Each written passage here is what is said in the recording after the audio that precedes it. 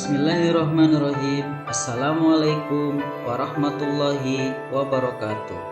Salam guru penggerak, tergerak, bergerak, dan menggerakkan.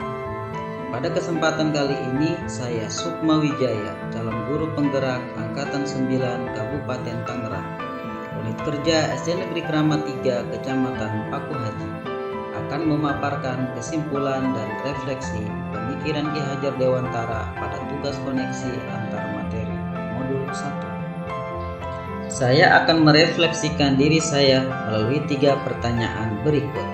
Yang pertama, apa yang saya percaya tentang murid dan pembelajaran di kelas sebelum saya mempelajari modul 1.1? Yang kedua, apa yang berubah dari pemikiran atau perilaku saya setelah mempelajari modul ini? Yang ketiga, apa yang dapat segera saya terapkan lebih baik agar kelas saya mencerminkan pemikiran Ki Hajar Dewantara? Saya percaya tentang murid dan pembelajaran di kelas sebelum saya mempelajari modul 1.1 bahwa guru mendominasi pembelajaran atau teacher center. Dalam pembelajaran saya terlalu banyak berceramah dan siswa hanya duduk diam mendengarkan. Yang kedua, pembelajaran terfokus pada ketercapaian materi dan KKM atau mengutamakan aspek kognitif anak saja. Padahal ini saya sering lupa bahwa pendidikan bukan hanya soal mentransfer ilmu saja, tapi sejatinya ada aspek lain yang harus diperhatikan dalam belajar. Yang ketiga, guru kurang memahami karakteristik anak. Saya cenderung menyamaratakan kemampuan anak dengan melakukan pembelajaran yang sesuai dengan zona nyaman saya, tanpa memperhatikan perbedaan anak. Yang keempat, siswa fasih dan motivasi belajar rendah. Saya sering merasakan saat saya menjelaskan materi, mereka lesu dan tidak bersemangat. Kemudian, saat saya menanyakan kepada anak-anak apakah ada pertanyaan, mereka hanya diam. Yang terakhir, yang menjadi fokus utama saya adalah suasana yang tertib, tenang, dan anak-anak memahami materi. Adalah gambaran bagaimana suasana kelas saya sebelum saya mempelajari modul 1.1.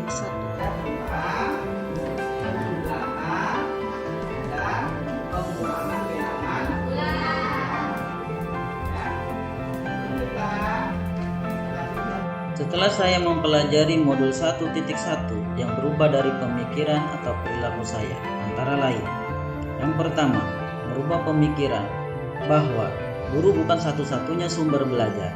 Apapun yang ada di sekitar kita bisa digunakan sebagai sumber belajar anak. Anak bebas memilih sumber apa dan dari mana yang akan mereka gunakan untuk belajar. Tugas guru adalah menuntun, mengarahkan mana yang baik dan yang tidak baik. Yang kedua, pembelajaran menjadi berpusat pada anak. Dengan aktivitas pembelajaran yang berpusat pada anak, anak akan menjadi lebih aktif karena terlibat dalam proses pembelajaran, sehingga mereka dapat mengkonstruksi pengetahuannya. Yang ketiga, saya dapat lebih menghargai setiap karakteristik belajar anak. Anak terlahir berbeda, setiap individu memiliki keunikannya masing-masing. Saya sadar dengan adanya perbedaan ini akan menjadikan pembelajaran lebih berwarna. Bagaimana sebagai seorang pamong, saya harus dapat menuntun anak sesuai dengan kodratnya. Selain itu, setelah mempelajari modul 1.1 ini juga dapat merubah perilaku saya, antara lain: seorang guru dapat mengemas pembelajaran secara menarik agar motivasi belajar siswanya meningkat. Yang kedua, dalam pembelajaran seharusnya seorang guru dapat memerdekakan siswa. Salah satu contohnya adalah memberikan kebebasan kepada anak untuk menyelesaikan setiap tugas sesuai dengan minat, bakat, dan kreativitasnya masing-masing. Sebagai seorang pendidik juga harus cermat melihat bakat anak melalui observasi, wawancara, dan juga pendekatan personal agar kita lebih dekat dengan anak. Kemudian, agar kelas saya mencerminkan pemikiran Ki Hajar Dewantara, penerapan yang akan segera saya lakukan di kelas antara lain: yang pertama, merancang pembelajaran yang interaktif dan menyenangkan dengan melibatkan peserta didik. Yang kedua, menerapkan pembelajaran berbasis kearifan lokal dengan budaya setempat. Hal ini penting untuk kita terapkan pada anak-anak saat ini. Mengingat perkembangan iptek, banyak sekali anak-anak yang hilang nilai-nilai budayanya. Di sini, saya sebagai seorang guru berusaha memberikan penerapan materi terhadap kehidupan sehari-hari anak sesuai dengan kearifan lokal budaya setempat. Yang ketiga adalah menerapkan konsep merdeka belajar dan mengintegrasikan setiap pembelajaran dengan pencapaian profil pelajar Pancasila. Konsep merdeka belajar mengajarkan kita bagaimana seorang pendidik dapat memberikan kebebasan kepada anak untuk dapat bereksplorasi atas pengetahuannya agar mampu menghasilkan ide-ide kreatif dan inovatif dari mereka. Yang keempat, pembelajaran yang mengutamakan aspek budi pekerti. Pembiasaan-pembiasaan baik akan selalu saya teladankan kepada siswa tentang bagaimana mereka bersikap agar menjadi pribadi yang lebih baik. Yang kelima, tidak lagi menuntut tetapi menuntun. Kita sebagai seorang guru berperan sebagai among dalam penerapannya di kelas sesuai dengan pengajaran dan pendidikan dari Ki Hajar Dewantara. Kita dapat menerapkan pola asih, asuh, dan asah. Yang terakhir, pembelajaran yang sesuai dengan kodrat alam dan kodrat zaman. Sesuai dengan pemikiran Ki Hajar Dewantara bahwa kodrat anak adalah bermain, dan saya akan mengintegrasikan permainan dalam pembelajaran agar suasana kelas menjadi menyenangkan.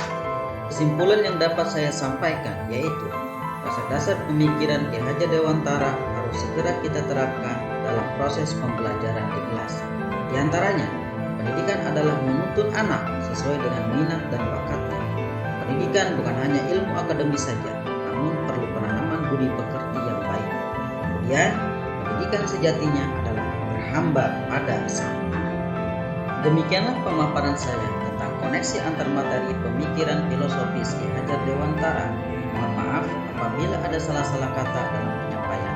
Salam dan bahagia. Wassalamualaikum warahmatullahi wabarakatuh. Salam guru penggerak, tergerak, bergerak, dan menggerakkan.